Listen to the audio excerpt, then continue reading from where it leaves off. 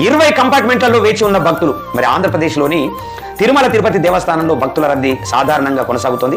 మరి స్వామివారిని దర్శించుకునేందుకు 20 కంపార్ట్మెంట్లలో భక్తులు వేచి ఉన్నారు. మరి టోకెన్లు లేని భక్తులకు సర్వదర్శనానికి సుమారు 12 గంటల సమయం పడుతున్నది. నిన్న శ్రీవారిని 66,675 మంది దర్శించుకోగా 24,681 మంది తలనీలాలు సమర్పించుకున్నారని వెల్లడించింది. హుండీ ద్వారా 3.32 కోట్ల ఆదాయం లభించినట్లు కూడా తెలుస్తా ఉంది.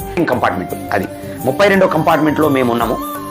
మేము లైన్కి వచ్చేసరికి 21వ కంపార్ట్మెంట్కి వచ్చింది. అది అంటే ఎంత? 20 కంపార్ట్మెంట్లు అన్నారు. 100% ఇది నిజం.